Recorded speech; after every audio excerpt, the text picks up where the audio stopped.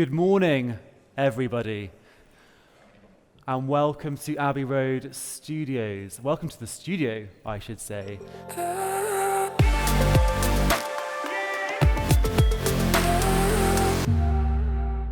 Obviously, everyone hopes to win. Did you expect to win? And what happened next? Obviously, you go there and you want to win, but there's a lot more behind the scenes than just getting there to the start line and winning. It's definitely a big team effort. I worked really, really hard with the girls who went to the line with me, and my coach, Carly McCulloch, she was really, really important. I learned so much about myself there as well, and I feel like I'll definitely carry that into the future of my career. So where did you win? When did you win? What was the update? What was the build-up? It's my first ever home World Championships. Obviously, I raced in the Commonwealth Games for Wales in London last year, but my first ever home World Championships in Glasgow in August, so it was a couple of weeks ago now, and yeah, my friends and family were all there supporting me. It was really, really special, and we obviously got silver in the team sprint, so that's the 3 girls on the start line, and then I went on to do the individuals, and I came away with gold, world champion in the sprint, so yeah. Fantastic. Mo, I'll come to you next. Hearing Emma's winning story must take you back to your own successes. What allowed you to be successful? What were the processes that got you to success?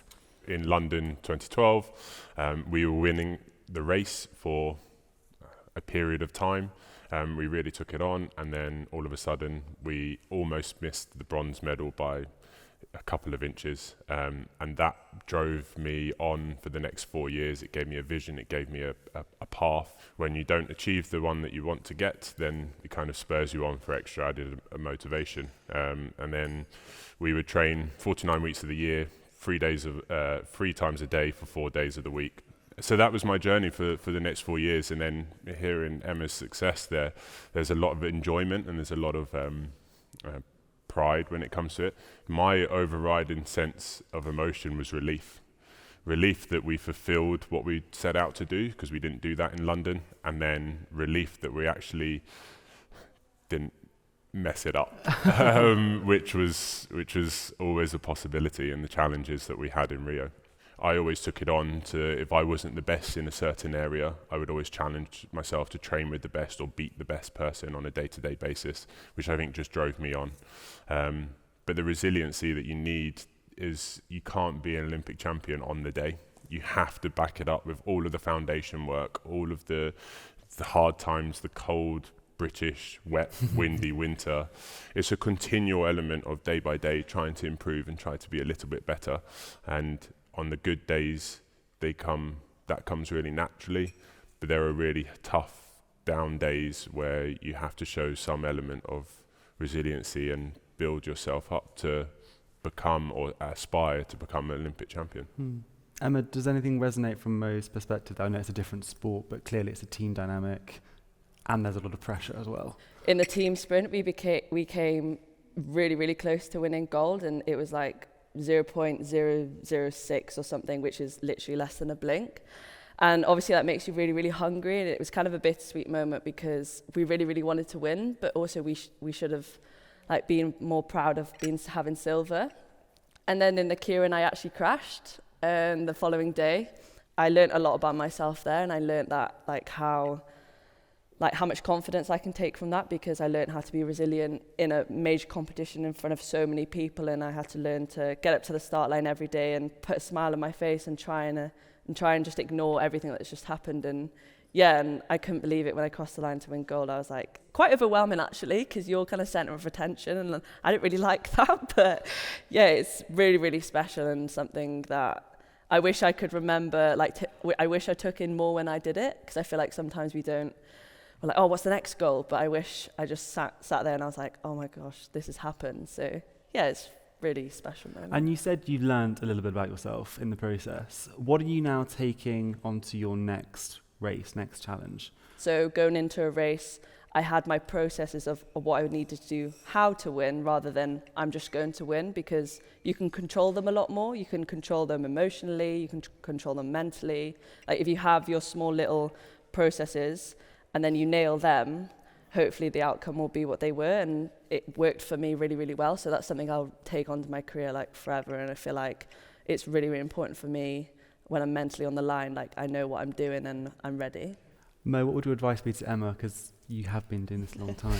Yeah, so obviously a very different sport and dynamic, but I was sat in a rowing boat with 3 other men and 30 other men competitors, so 6-lane race, and I'm sat there and your heart is pounding. It's an out-of-body experience, but the moment the buzzer goes off, I knew we were going to win. We took the first stroke and I knew we were going to win. As cocky as that may sound, but that's just because I trusted everybody in the boat. I knew how good we were. But the moment the buzzer went, then we were in control of what we could do. It's maybe me just kind of slightly saying that the moment we got into the race and we started, then all we had to do was row, and that's really easy to us because that's second nature. It's what we've been doing for so long. That's a crazy gut instinct. Wow. Penultimate question, Emma. We touched upon what you're doing next, but what are the next races you're planning for this year or next year? In about a few weeks' time, I'll be competing in the UCI Track Champions League. It's a different kind of racing. It's more like fast-paced. It's more, it's trying to get like people into cycling and to watch it. It's across Europe, so there's 5 rounds: Spain, Berlin, Paris, and London. And I really enjoyed it last year, and it's a nice way to, kind of show what we do in like a more entertaining and more short space of time. So I'll be doing that. And then the World Cup's next year, and then obviously the big one is Paris. I've had so many questions about it and so many obviously same with us, we do have a lot of internal competition. There's about 5 or 6 girls trying to go for 3 spots, so it's not, no one's guaranteed on that plane ticket to Paris. So, and I also think that's really good to have the internal competition because it does drive you and it does push you on because you want to be the best in your position and you want to be on that start line. So yeah, we'll see how that journey goes, but I'm gonna keep working hard and carry this momentum now from this past season onto next year, and yeah, hopefully I'll be there. But yeah, so that's the ultimate goal for me. Fantastic. And my last question, if you'll indulge me, is can I try one of the medals on? Of course, yeah. It's one shot, guys. One shot. Oh, I can't try all 3? You could go for all 3. Oh my god, Pass my them all poor over. neck muscles. I'm not sure I'm... They're really heavy. Whew.